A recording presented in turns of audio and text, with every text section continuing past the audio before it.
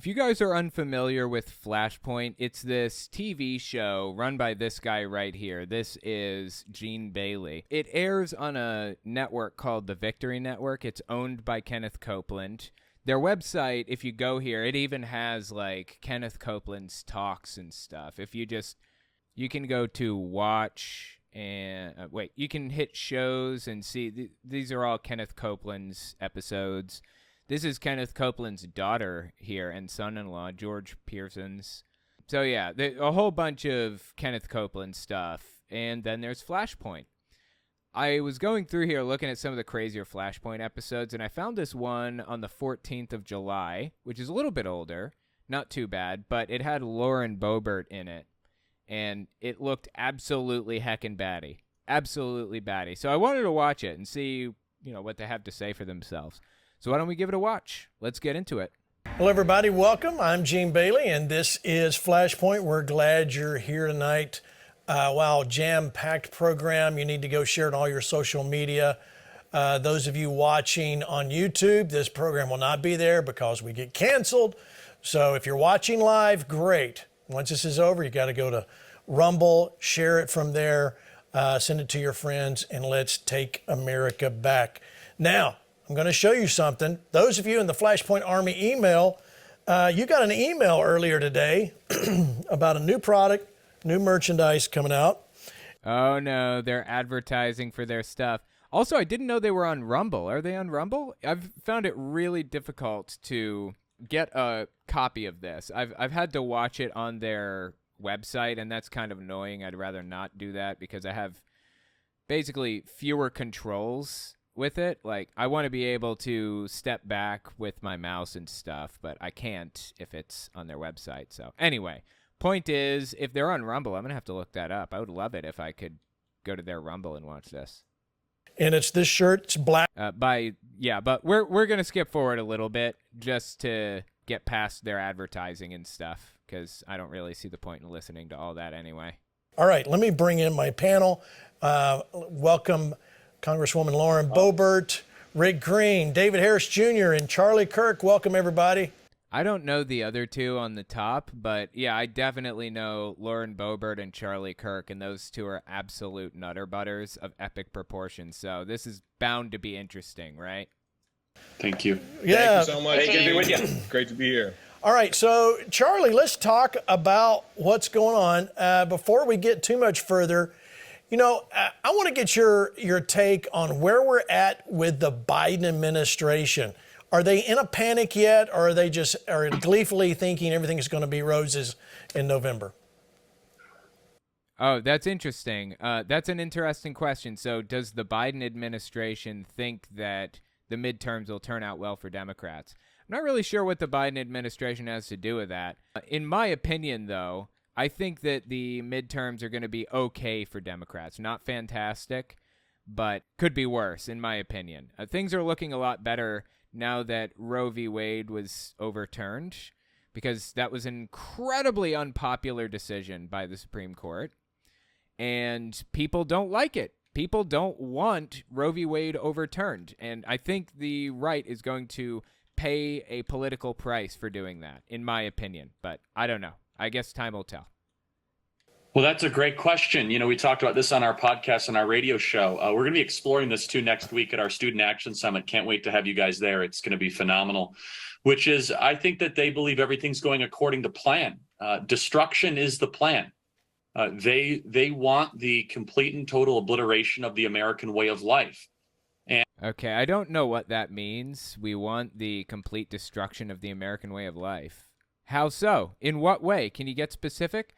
Something that you have to be aware of when, dealing with people like Charlie Kirk is projection is the name of the game. Republicans have historically, even recently, set out to make the lives of people in the United States more miserable so that people will not want anything to do with the Democratic Party anymore.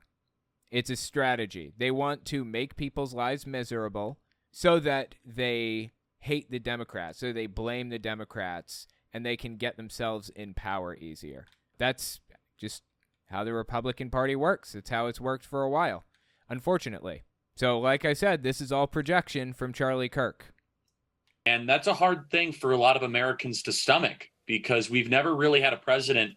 Well, Obama did it to some extent, but it wasn't this bad, even close to it, that is almost gleefully overseeing the entire arson of our beautiful nation. And in what way? How? How is this happening? Please tell me. I would say Donald Trump contributed heavily to the complete destruction of our country, at least to our democracy, at the very least. So they think they're going ahead of plan. We must understand the proper framing of Davos versus the American citizen. Oh, I love it. Davos. Well, okay, let me tell you something about Charlie Kirk before we go any further. I don't know if you guys have ever seen the movie 8 Mile, but with Eminem in it. It seems unrelated, but I swear it's related. Just bear with me through this. When I was growing up, I absolutely loved Eminem. One of my favorite rappers or singers or whatever of all time when I was a kid. When I was a Jehovah's Witness, I was not supposed to listen to Eminem's music. So anyway, Eminem had this method when he walked into a rap battle with somebody. He would throw out every insult he could think of that somebody would use against him. And then they can't use that insult anymore. Yeah, I know you're going to say I'm white. I know you're going to say I'm skinny and blonde and I'm a loser and I live with my mom and all that stuff. That was totally unintentionally rhymed. I did not mean to make that rhyme. But anyway, the point is Eminem would toss out every insult he thought they may use against him when it was his turn. And now they can't use those insults against him. That was a strategy in rap battles that he used consistently for years, and it worked. What are people supposed to say after they get the mic? I mean, rap battles are all about insulting, right? What are they supposed to use as an insult against him? That is exactly the strategy that Charlie Kirk uses. To get more specific, that's what he does. Charlie Kirk accuses Democrats of everything that Republicans are doing intentionally and specifically so that it sounds ridiculous when the Democrats hit back. Like, oh, you're really going to use the no you attack? That's how it sounds when Democrats come after Republicans when in a debate with Charlie Kirk. This is a classic strategy, classic manipulation strategy to try to get one over on your opponent. So as you listen to what Charlie Kirk has to say, be fully aware that most of what he has to say, he probably heard from a Democrat who is accusing him of something very specific. Like, they want to destroy the country? No, actually, Republicans do want to destroy the country and have been making people's lives miserable intentionally so that they are more likely to win elections. It's been like this for a while now. It's the World Economic Forum against regular everyday Americans. And so there is an intentional globalist agenda where they say you'll own nothing and you'll be happy and America will no longer be the world's superpower. So he's telling us there is an intentional globalist agenda to take property rights away from everybody and force them to be happy, tell them that they will be happy no matter what. Is there any evidence of this at all? Like any? I'll take anything at all. And Biden is a willing participant in all of that alongside of his team. Some evidence? I'll take anything. He is definitely. Listen to this. I'm going to show you this quick clip. Axelrod, remember him? Big Obama guy. Look at what he has to say about Biden. Watch. President Axelrod? Who the holy frick is Axelrod? Is that a first name or a last name? It sounds like somebody from Guns N' Roses. That's Axl Rose. That's his name, right? It is, yes. Oh my God, it is. And he was the singer of Guns N' Roses, wasn't he? Yes, he was. That's funny. I knew that sounded familiar. That's hilarious. Obama was under siege as well at this time in his presidency, and there was hand-wringing and quiet meetings going on as well. But he was also 30 years younger than this president, and that is a concern, the ability. You know what I find interesting? They're always going after Biden's age, as though Trump isn't pretty much the exact same age. To run a rigorous, vigorous campaign and manage the presidency at the same time when he's in his 81st year. And I think that's a legitimate question, and it's one he's going to have to consider when he toes up to the line and makes the final call that he's going to go. Now, hey, absolutely. You know, that's actually fair. But this is an attack against Biden. It's a distraction. They're trying to come up with reasons that why Biden shouldn't run for another term. And they're trying to come up with the reasons that will appeal to moderates the most out of any other. And, you know, age is one of them. The concern over the guy's age definitely appeals to moderates for sure. But I have to point out, you know, Donald Trump is just as old as Biden, basically. They're only a couple of years apart. There's a bigger age gap between my wife and myself than there is between Donald Trump and Biden, I think. I think it's 3 years. So, yeah, there is a bigger age gap between my wife and myself. She's almost 28, and I just turned 33. So there's like a 5-year age gap between us. So definitely, there is a bigger age gap between myself and my wife than there is between Trump and Biden. Just saying, if you are taking this angle, if you're taking this route of attack, Biden shouldn't run for president because he's too old, you've got to be consistent. Only that's not really true, is it? They don't have to be consistent.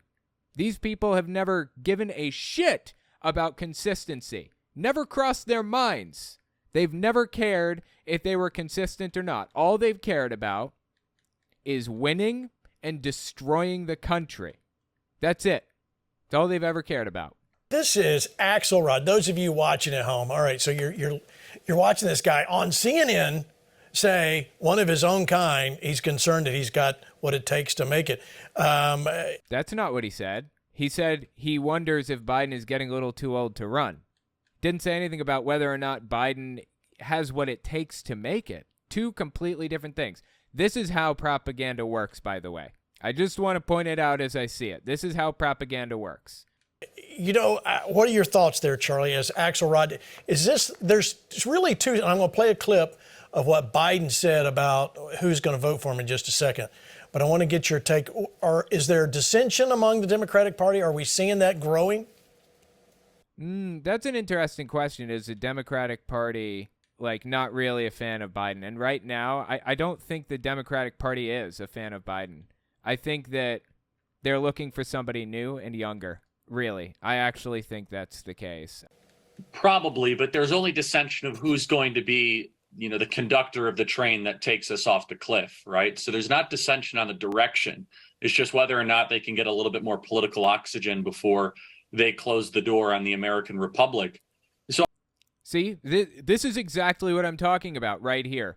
Charlie Kirk is accusing the other side of what his side is doing, just like Eminem used to do before they closed the door on the Republic, basically saying before they end democracy. Democrats have not been trying to end democracy. That hasn't been on the goal, the agenda. They've never even been accused of it until Charlie Kirk came along and said that. Republicans have been destroying democracy through the election fraud nonsense. That's how he does it. Now, when we come out and point out exactly what they're doing wrong and we say, look, you guys are destroying democracy, he's already on record as accusing the Democrats of doing it. That's kind of his plan. That's his strategy for this whole thing. So I'll say this, though, that I don't think Joe Biden's going to run in 2024. I think that Gavin Newsom or an open primary is going to probably happen. I agree. I don't think an open primary is going to happen. I think it's going to be Gavin Newsom versus DeSantis. I think that's what 2024 is going to be between those two people, honestly. Maybe Hillary Clinton. We can only hope or pray. It's not going to be Hillary Clinton. She knows she lost her opportunity. We would be so lucky, as blessed as that, to have Hillary Clinton run again. But I don't think it's going to be Joe Biden by any means whatsoever. In fact, I think the upcoming potentially cataclysmic midterms, they're going to just blame it on Joe Biden and use it as a way to get rid of him. But something... apparently he believes that the midterms are going to be cataclysmic. That's interesting. I don't think so. I honestly don't. I don't think the midterms will be cataclysmic. I don't think they're going to be fantastic, but I think we'll be okay. We'll see. Something that I'm cautioning grassroots Americans about, and something that I want to continue to reiterate, is the Democrats have something up their sleeve. This new variant, BA.5, whatever this is, they say that there's going to be new mask mandates, vaccine mandates, and potentially increased mail. Wait, who said that? Who said that? Democrats said that? Which ones? Can you be specific? Give me specific information about who you're talking about, because I haven't heard a word about that, and I watch COVID news pretty closely. Voting. Yeah. So we have to be vigilant. It's not a sure thing that we're going to wipe them out in November yet. I sure hope that's the case. I think the American people are there. But the Democrats, it's out of pure and total respect for how evil and terrible they are. I think they have something else planned.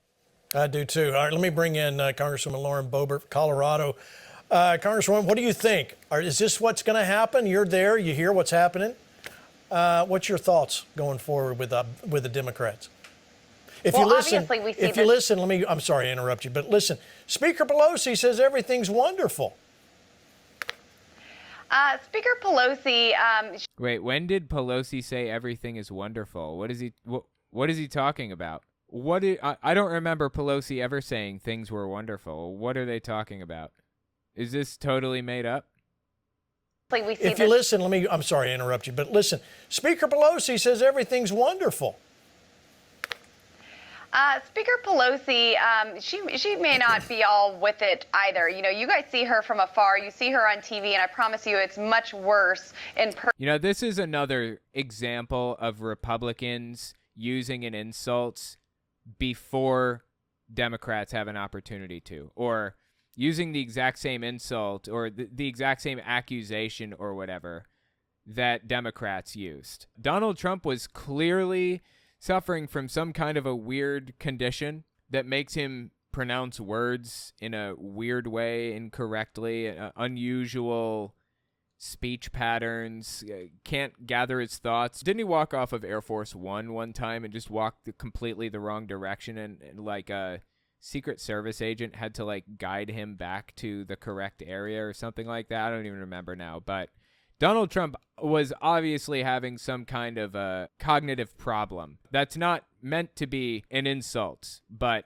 they come in and accuse Biden of having this cognitive decline and everything else when there is no evidence of that, or very, very little evidence of it. Use the insults against the left as much as possible. That's the goal. Use the insults before the left can do it. That's what Charlie Kirk and Lauren Boebert both tend to do. I mean, it's a strategy from the right.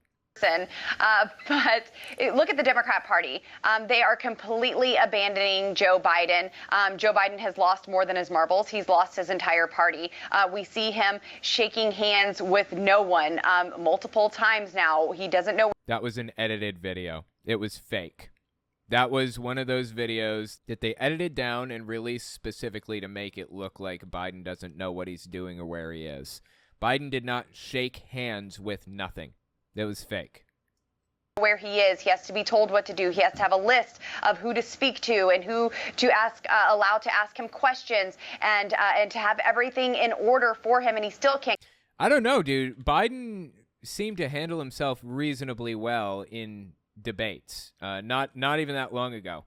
He handles himself perfectly well at like press conferences and stuff too. You know, every time the dude gives a press conference, they have to explain how he's functioning so well after all of the propagandistic nonsense that they had to say about him having mental decline and everything else. But they don't, you know, to be logically and morally consistent and all that, they would have to come out and explain how he's so capable of giving intelligible press conferences. But they don't care about being consistent. It's never been about being consistent. It's about destroying their enemy. That's what it's always been about. Can't get that right. Goodness, Jill Biden had to remind him to say, God bless America. And so this is... like, I don't know what specific event she's talking about there, but as I said a second ago, they fabricate things constantly. They will even edit videos and fake stuff to make it look like Biden is losing his mind when it was completely fabricated. So I simply don't believe her. I'm just going to need a little more evidence. She has destroyed her trustworthiness with me.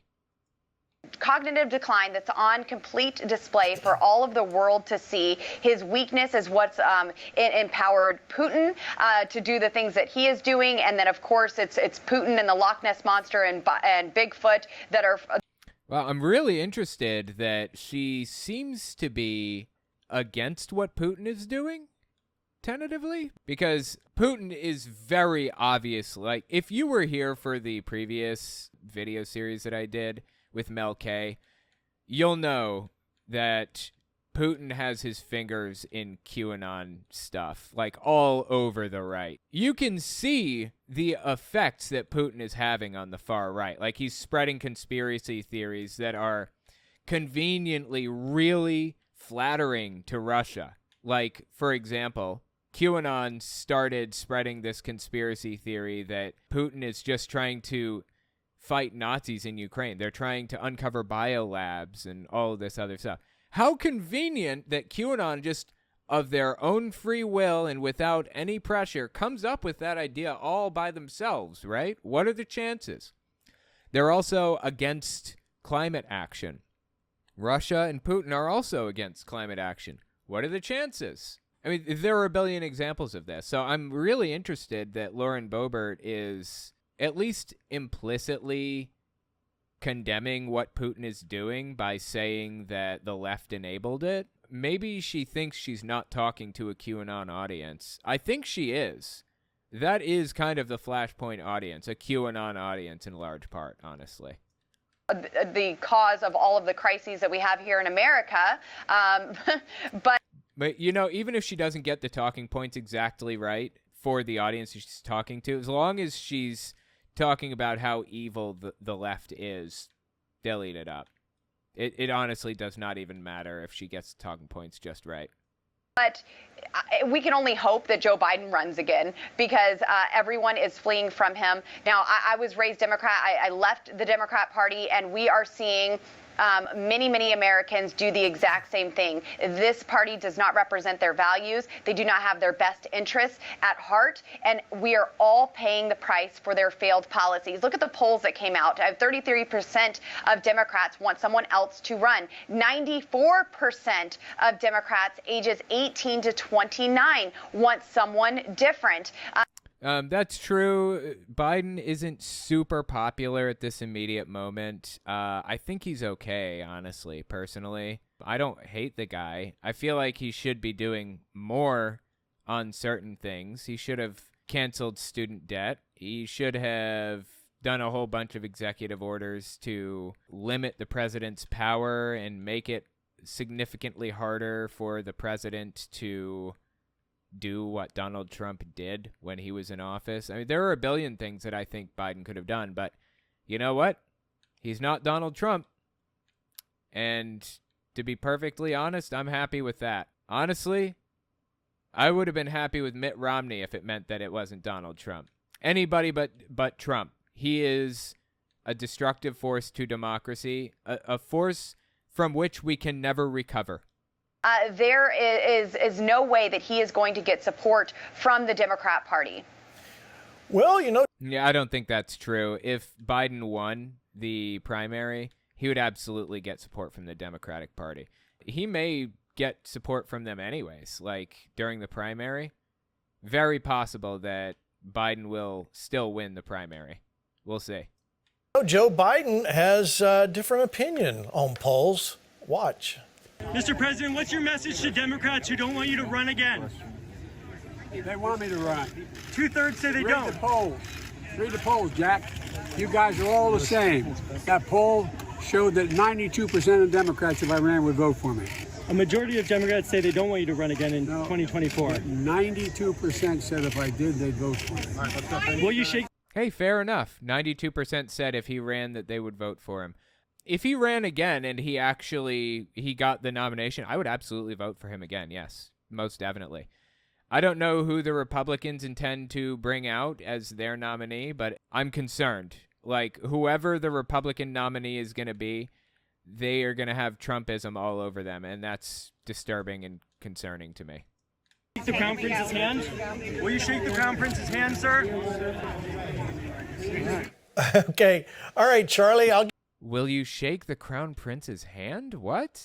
What are they talking about? I'm not sure what that means or why they would even ask it, but okay. give you first crack at that one.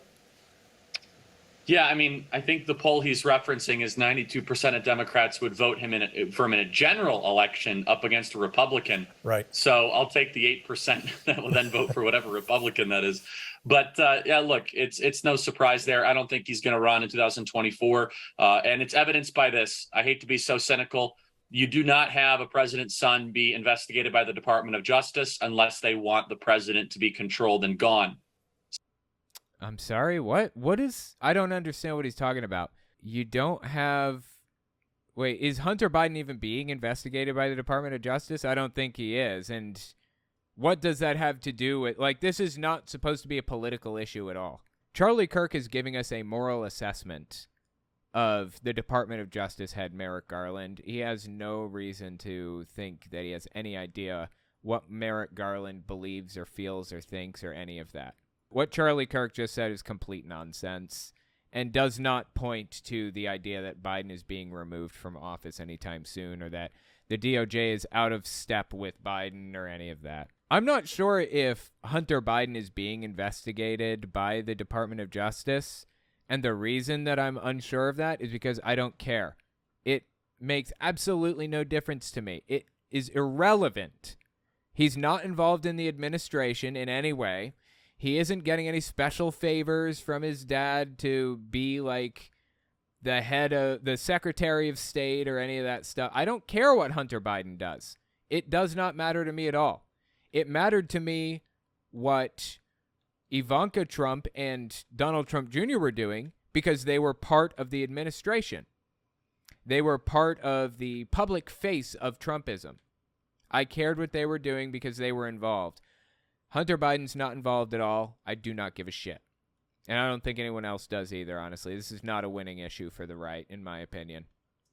So the probe into Hunter Biden, I think, is going to accelerate, whether it be for interstate prostitution, for cocaine use, probably unlikely for that.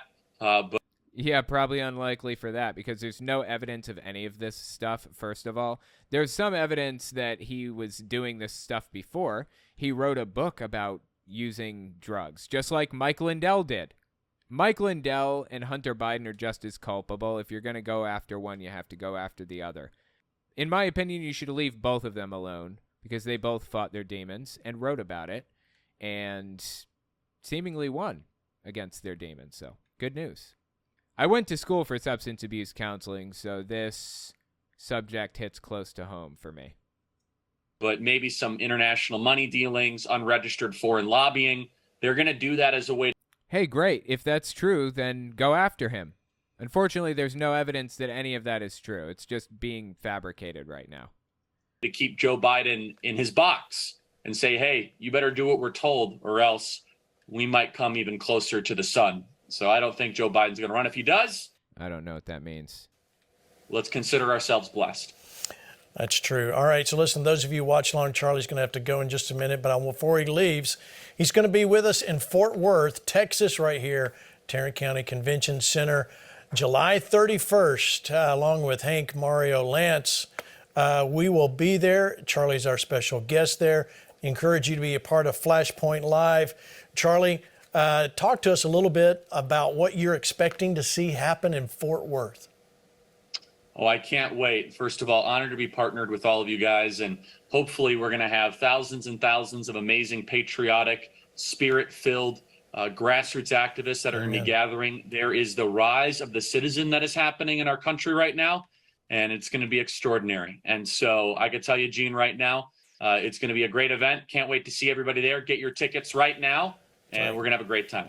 Yes. So all you got to do is go to the website right there. Charlie Kirk looks like a complete train wreck right now. Is it just me? This is a full TV show that he's on right now. This is like a TV show on cable television on the Victory Network, and Gene Bailey is in a suit. Charlie Kirk, did he even brush his hair? I don't think he even brushed his hair this morning. And he's just in this plain black T-shirt. It's just weird, dude. Anytime I make an appearance on someone else's platform, I can do whatever the fuck I want on my platform. I'll wear a white shirt if I want with no hair combed. But if I'm on someone else's platform like that, I would at least put the effort into, like, not looking like I just woke up. I don't know. That's just me. Whatever. there. GoVictory.com/FP Live. Let us know you're coming. But something's coming up before then, and as we say goodbye to Charlie, I want to play this clip from last year, Student Action Summit. Listen, some of you old folks, you need to watch this. This is where you need to be sending people to be a part. We'll be there. You need to see what the Student Action Summit with Turning Point USA is all about in Tampa, Florida next week. Let's watch just a real quick recap of last year. Watch. Yes, it is that exciting. Student Action Summit next week. You guys need to be there. I challenge every pastor watching this program. I challenge you to send somebody to this summit. They will be changed. If you don't want your church changed, don't send them. If you want them, you need to send them. Thank you, Charlie, for coming by. We'll see you next week in Tampa and then in Fort Worth. God bless. Can't wait. Thank you. Thank you. All right, so let me go to you, David Harris Jr. I haven't had a chance to hit you yet.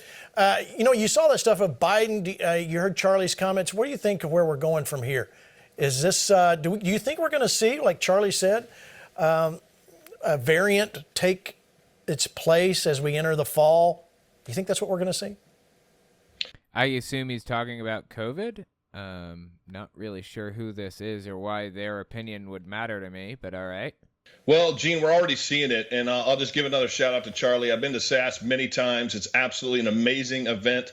Definitely youth pastors, get your students, get your kids there, your teenagers, your young adults, get them there if you want to see them changed. I know God's doing amazing things in Charlie's life. He's a great friend of mine. I just wanted to throw. Are you kidding me? Another advertisement for Charlie Kirk's whatever it is, some youth something or other. Come on, move on. I want to hear about the crazy stuff you think about Donald Trump. That out there for him. As Charlie said, though, the variants, they're already coming, Gene. I saw reported today that San Francisco is having an outbreak of the monkeypox, and they're beginning to shut things down. They're beginning to tighten things up. Again, that's San Francisco. That's the heart of the deep blue. I have no idea what he's talking about. I didn't hear anything about San Francisco. I heard about New York City. Maybe that's because I live in New York City. Is San Francisco actually dealing with this monkeypox problem in a serious way? I had not heard. I guess it's possible. State of California, but not just in San Francisco. It's not going to stay there. If there's an outbreak of any kind that they say is an outbreak, it's going to travel. And then, as Charlie mentioned, they're calling it the Ninja variant. It's the variant that basically is immune to any of the antibodies that individuals may have from natural immunity, they are saying, or from the jab. So literally, even if you've already gotten the vaccine or boosters, they're already saying that, well, they're not going to do it. They're not going to cut it. And this Ninja variant is a lot more dangerous. Wait, is he talking about COVID now, or is he talking about monkeypox still? I can't tell. What's he even referring to here?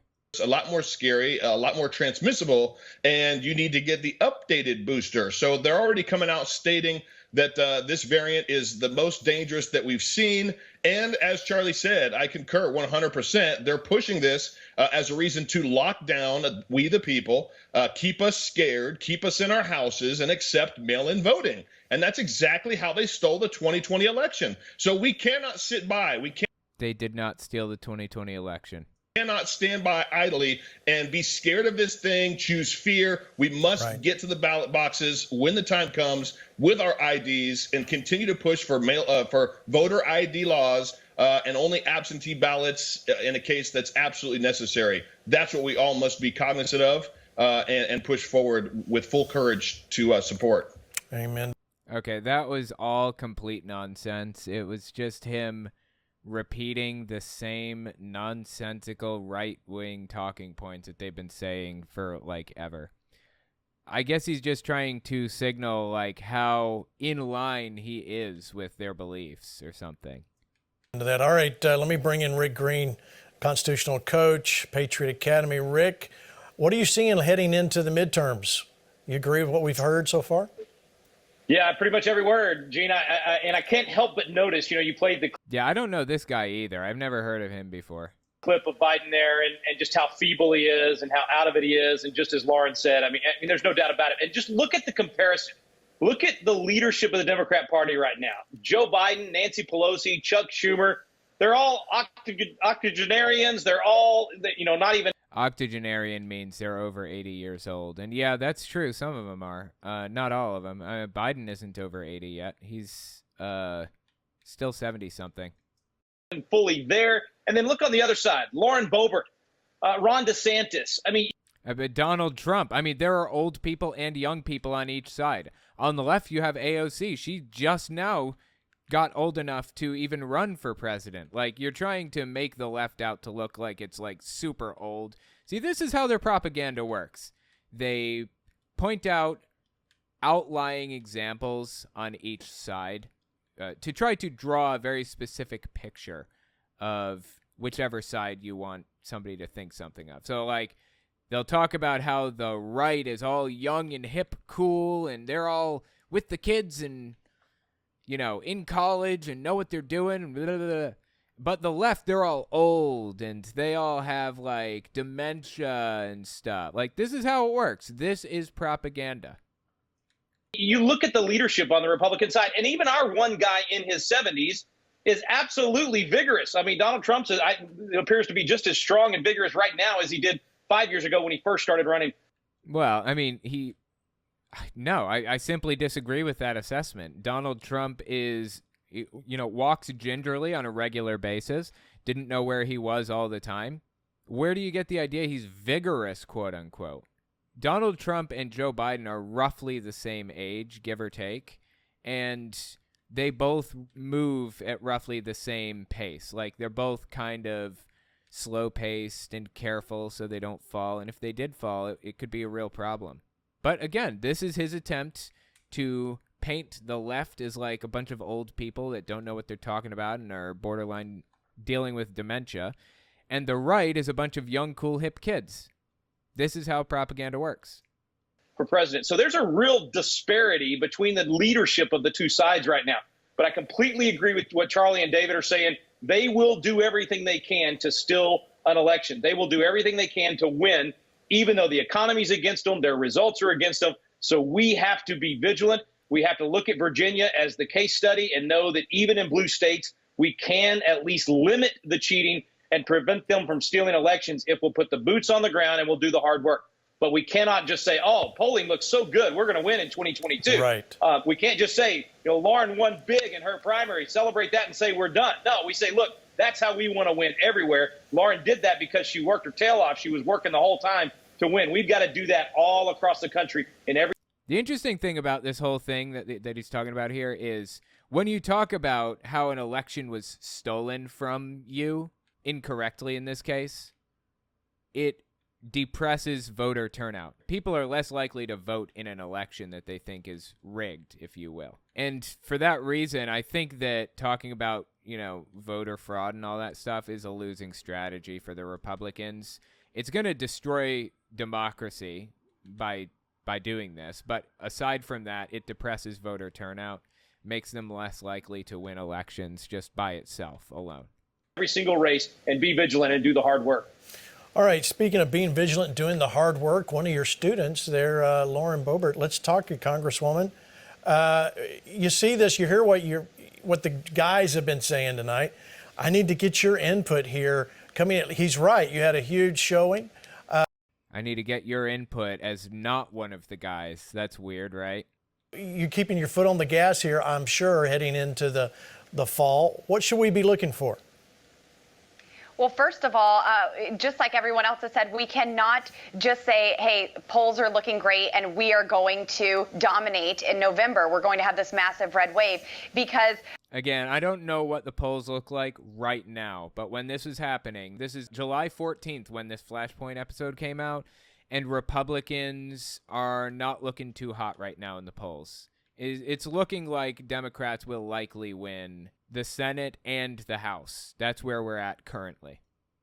We will end up losing the midterms if Republicans start acting like Democrats. And this is something that I battle on a regular basis in Washington, D.C. I see Republicans caving their principles when Democrats can't even pass their own terrible policies. I've seen it to where Democrats couldn't even pass a kidney stone if they wanted to. But then Republicans... Hey, passing kidney stones is hard. Not that I'd know. I've never had one, but I've heard it's hard.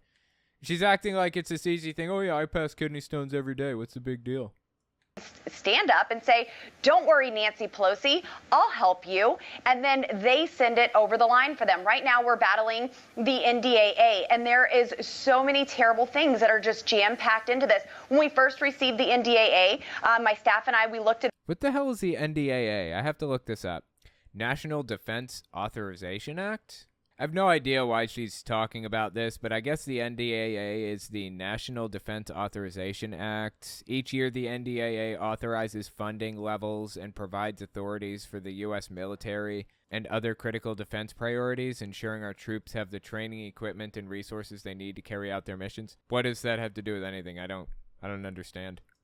Over. This is the National Defense Authorization Act. It's typically very bipartisan. It funds our military. When we first received it, we said, hey, this is actually pretty similar to what we ended up voting for last year after we got all the junk out of it. But guess what? For the past 2 days, they have been cramming in other amendments that completely woke up this NDAA. And don't take my word for it. Look at the Army's. I won't take your word for it. I don't trust a word you say. Recruitment.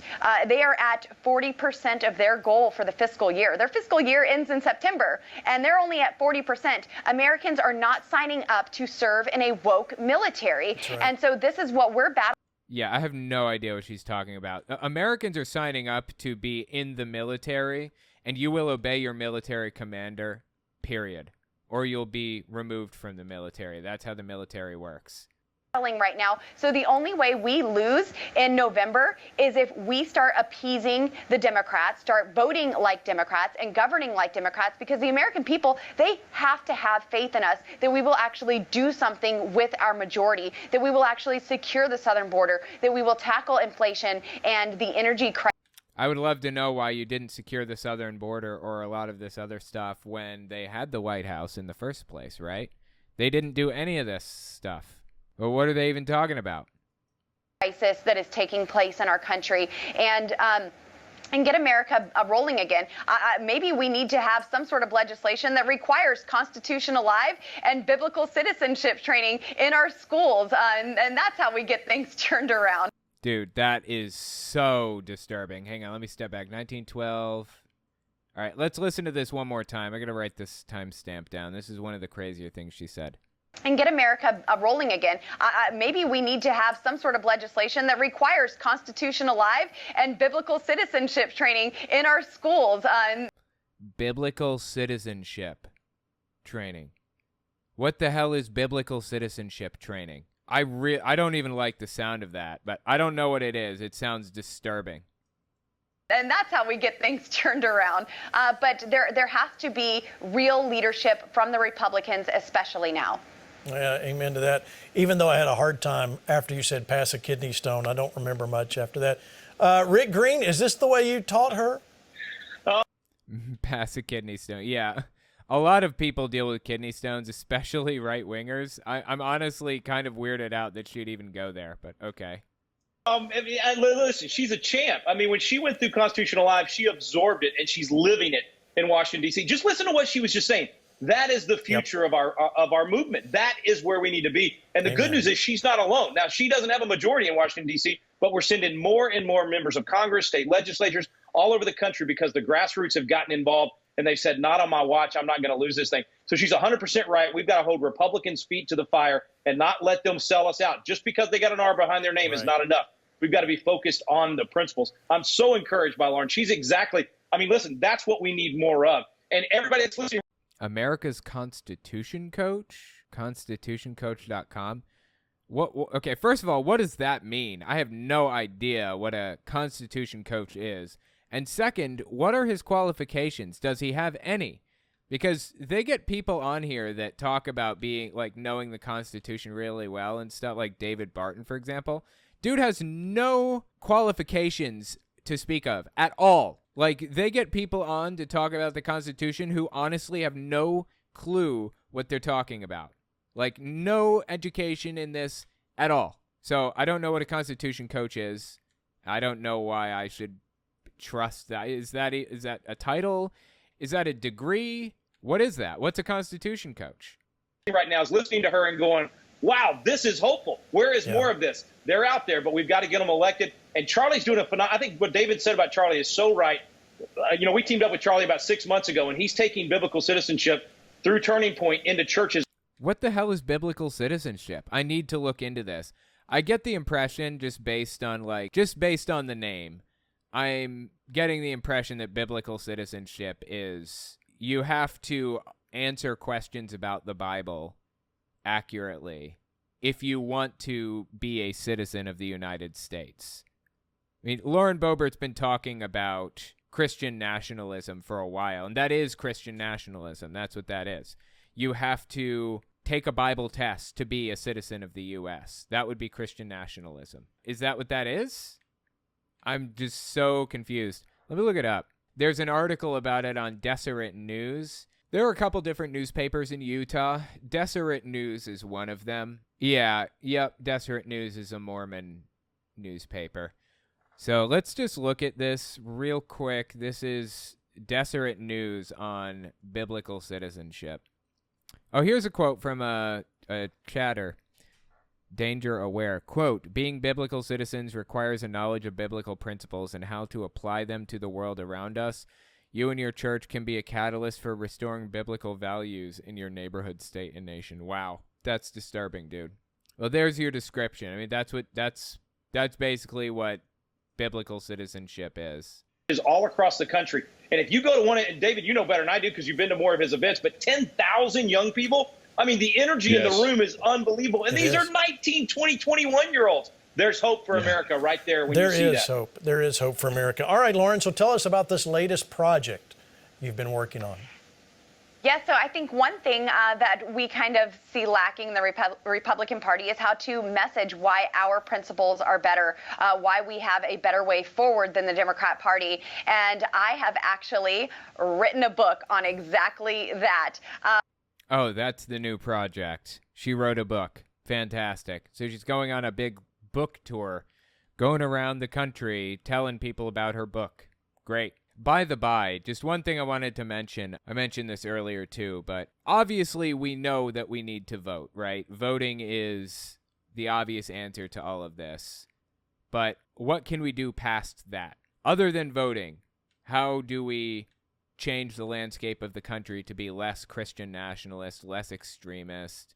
One good thing that you could do is make memes. Seriously, it sounds like a joke. It's not.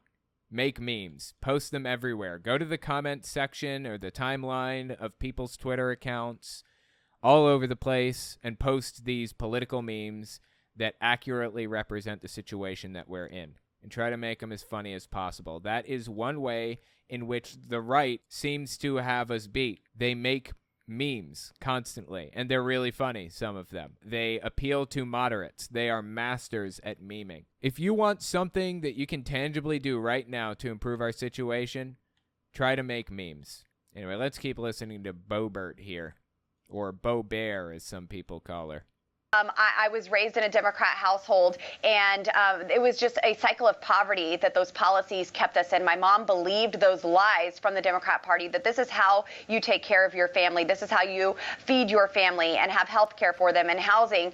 But I'm sorry, what? The Democrats told your mom how to have health care for your family? I don't understand. It left us so limited. I remember standing in a big warehouse waiting for bread and government cheese, receiving cans of grape juice and saying, is this us? Are we so poor that we can't buy groceries?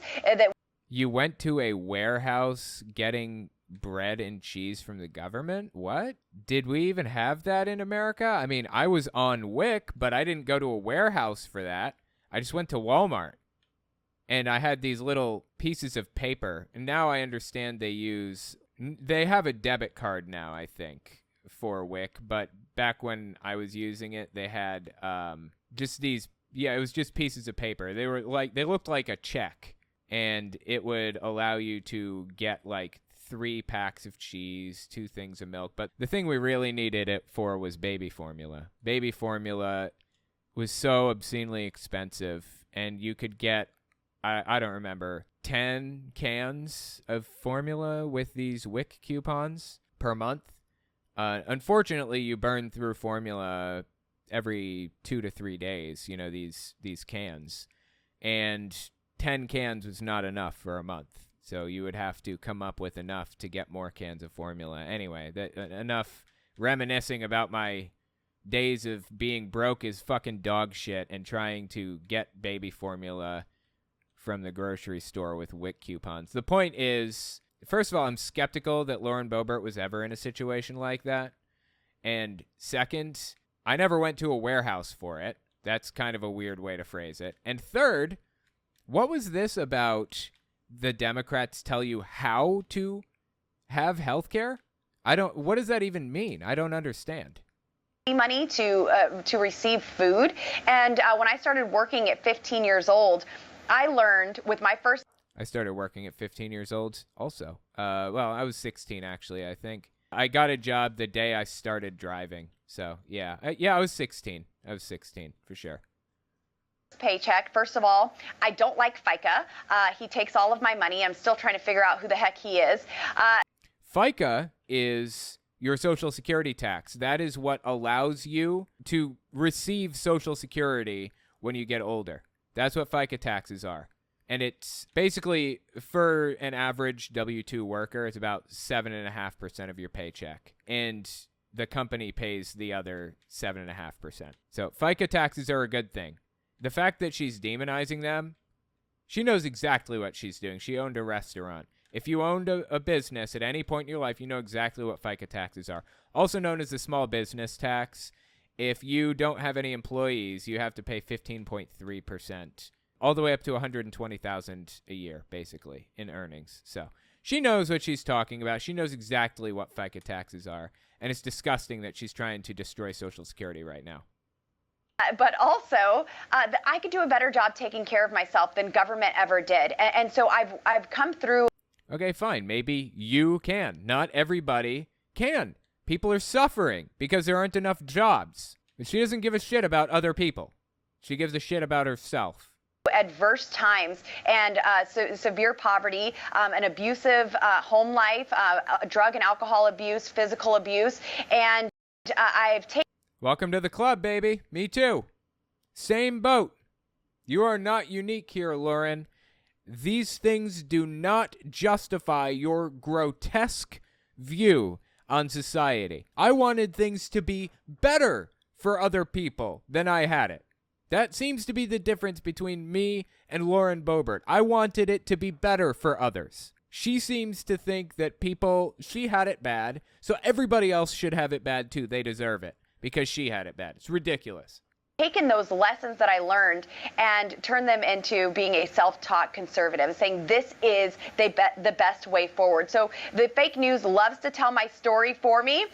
So I thought I would tell the American people my story myself. So now, if it's even a real story, I'm not convinced. I can usually tell when people are lying about this stuff because I went through the exact experiences that she's describing right now. I haven't heard anything to indicate that she's lying quite yet, but she hasn't really been blatant about lies, so we'll see.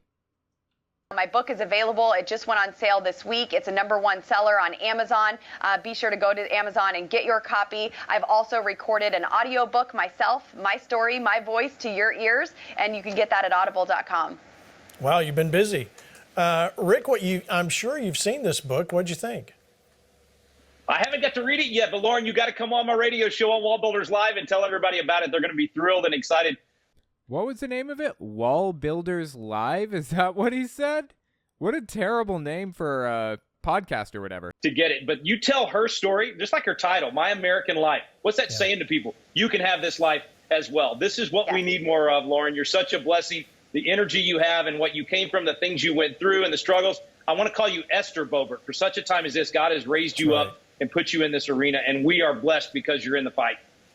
Honestly, it's disgusting to me that she is using her bad experiences to make life worse for others, to make sure that other people have those same bad experiences. It's grotesque. There's no better word for it than grotesque. It's evil. I had bad experiences in life and went out of my way to improve people's lives, if at all possible. Lauren Boebert is desperately trying to impoverish more people and make them suffer right along with her. Yeah, absolutely. You know, I love that you said that. I've been going to churches, and Esther seems to come up. I love right there. Esther is fake. Esther, as a book, shouldn't even be in the Bible. It doesn't belong there. In Esther, in chapter 4, it was unlawful for her to go to the king. But God had already spoke to her and said, if you remain silent in this time, deliverance will come, but at a different time and not from you. And you and your father's house will perish. And so Esther said, well, that's not what I want. I want to be a part of the plan of God. I want to participate with God in his plan. And she said, it is unlawful for me to go to the king, but I will go to him and speak. And if I perish, I perish. Now, we wouldn't have went through as much as we did with these lockdowns if the church didn't comply. If we had that spirit of Esther and said, this may be unlawful, but if I perish, I perish. I'm going to do what's right. That's excellent. Doing what's right. Man, so good. Yeah. Oh, man. David Harris, let me go to you on this. My God, these people are just, God, they're so cringy. I can't stand it. It's the absolute worst. The government cheese program occurred 12 years before she was born. I was in junior high. Oh, fascinating. How about that? Something else that she was lying about. Love it. You know what, guys? Let's play this clip number 2 about the Democrats turning on Biden, then we'll close the door on this part. Go ahead and watch this. I don't know why they're so obsessed with whether or not Biden is going to run for president again. I mean, I would love to see Gavin Newsom run for president, truthfully. I think Gavin Newsom is fantastic. And I didn't even give a shit about Gavin Newsom. I didn't know who he was. I didn't care what he was all about or any of that stuff until I was doing research into John MacArthur, this megachurch pastor. It's been in the game for like, I don't know, 50 years or something. Apparently, Gavin Newsom, back in 2004, debated John MacArthur, this megachurch pastor, on gay marriage and how gay marriage should be legal. And he knocked it out of the park, dude. Like, my God, did Gavin Newsom kill it. He was just slinging it in this debate with John MacArthur in favor of gay marriage. And this is during a time when no one else was in favor of gay marriage. Like Hillary Clinton, Barack Obama, none of the big hitters in the Democratic Party were in favor of gay marriage at this time in 2004. But Gavin Newsom was. And just mad respect for the guy, honestly. Mad respect for him after seeing that. They are, because they know that people are starting to say out loud what they've been thinking for quite some time. Even when Joe Biden was the nominee, he was never anyone's real first choice. He was always a foil to another candidate. Yeah, that's true enough, I suppose. Yeah, Joe Biden was never really anyone's first choice. That's fair. He was the first choice of moderates, and he was the first choice to get Trump out of office. So there's that, I suppose. They didn't like. And as a result, now he has the Praetorian Guard.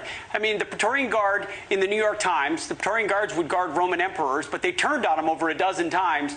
The Praetorian Guard of the New York Times is now effectively declaring from the front page of their newspaper, Joe Biden is unfit to be our nominee in 2024. The most recent article by Peter Baker laying out the fears inside the White House and amongst party elites that Joe's just not only not up to the job physically and cognitively, but his results have been disastrous. The American public see it. When you have 64% of your own party saying, please don't run in 2024, and then you've lost the base that you've catered to the entire time, you're effectively persona non grata.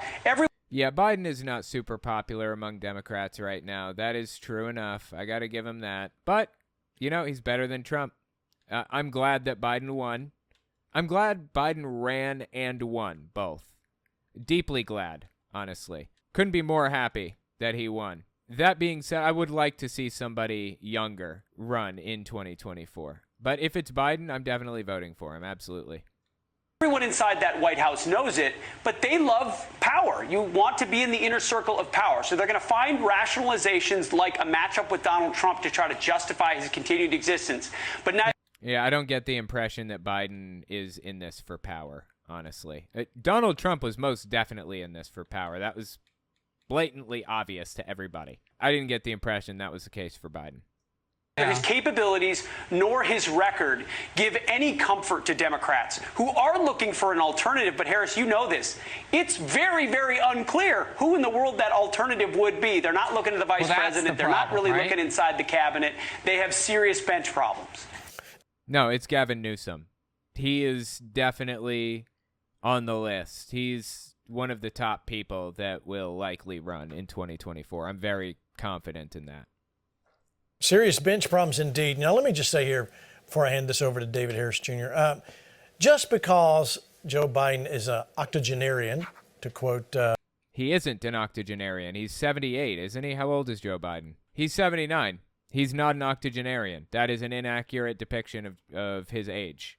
Octogenarian means 80. It's just little things. It's little lies that they come up with that seem irrelevant, not that important, little itty-bitty things, and they get little cracks in the door. They want to get little cracks in to make you trust the left less and trust the right more. That's how propaganda works. Rick there. Doesn't disqualify him.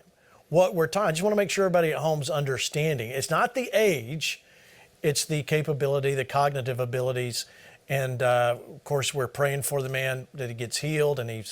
But listen, this is running, or what once was, and I believe will be again, America, the world power that it needs to be. But we've got to have somebody sharp that's not being held hostage to whoever the latest person that comes through the door. David. What does that mean? Somebody sharp that's not being held hostage to whoever comes in the door? I don't understand. As if Donald Trump is like the pinnacle of cognitive ability. Honestly, all of the cognitive decline stuff about Joe Biden is nonsense. It's all propagandistic BS. If he was in cognitive decline to the degree that they claim that he was, he wouldn't be able to go out there and hold press conferences and take questions and stuff the way he does. It's just complete nonsense. It's propaganda. Harris Jr., your comments. Well, everything he said is 100% accurate. The thing I was thinking about as he was relaying just how horrible Joe's poll numbers are with his own base is the fact that the Democrats are playing chess. We have to admit, we got caught in 2020. We weren't paying attention to what they were doing at the state legislature level. We weren't paying attention to how they were utilizing, at least not enough. We're paying attention to how they were utilizing COVID as a reason for massive mail-in voting. And it's all completely made up, and we know that for a fact. We've seen that Donald Trump laid out the plan, and Steve Bannon laid out the plan also, like days before any of this actually took place. This is all fabricated nonsense, specifically fabricated to make people distrust the election. It's all nonsense. The Democrats are happy that they won 2020 on paper. They're happy that Joe Biden played his role. Joe Biden has played his role. He's a puppet. I say that because every time he goes on stage, it seems like he doesn't know where he is. He doesn't answer any questions. Yes, he does. He answers questions all the time. What are you even talking about? Have you ever seen a press conference? This is all nonsense. But that's what this show is all about. It's all about spreading conspiracy theories and nonsense as much as they possibly can. Scaring the shit out of old white people. That's what it's always been about. That's what this show was intended to do from the start. And honestly, it seems to be succeeding in its goal. Anyway, I'll tell you what, guys. That's where I'm going to end it. It's about that time. America doesn't need to be a superpower. It's almost like these people support America being an imperialist nation. Almost like? Yeah, they definitely do. There is no almost like about it. They absolutely in favor of that, disturbingly.